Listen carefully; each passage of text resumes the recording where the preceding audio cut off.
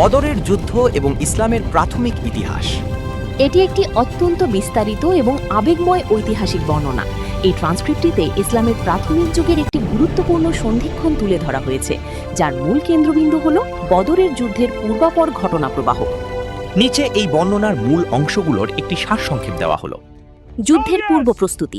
মুসলমানদের বাজেয়াপ্ত হওয়া সম্পদ উদ্ধারের জন্য আবু সুফিয়ানের বাণিজ্য কাফেলাকে আটকানোর কৌশলগত প্রচেষ্টা, যা শেষ পর্যন্ত আবু জাহেলের নেতৃত্বে ৯৫০ জনের এক বিশাল ও সুসজ্জিত কোরাইশ বাহিনীকে যুদ্ধের ময়দানে টেনে আনে।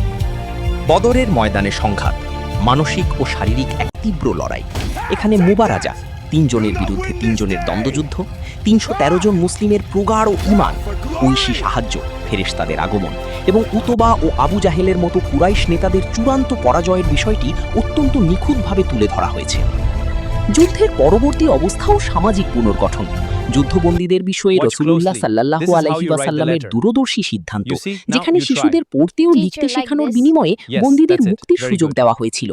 এছাড়া কন্যা রুকাইয়া রাদিয়াল্লাহু আনহাকে হারানোর শোক এবং পরবর্তীতে রাসূল সাল্লাল্লাহু আলাইহি ওয়াসাল্লামের বিবাহগুলোর পেছনের সামাজিক ও শিক্ষামূলক প্রজ্ঞা, বিশেষ করে ইসলামী জ্ঞান সংরক্ষণে মা আয়েশা রাদিয়াল্লাহু আনহার গুরুত্বপূর্ণ ভূমিকা এখানে আলোচিত হয়েছে। আসন্ন ঝড়ের পূর্বাভাস।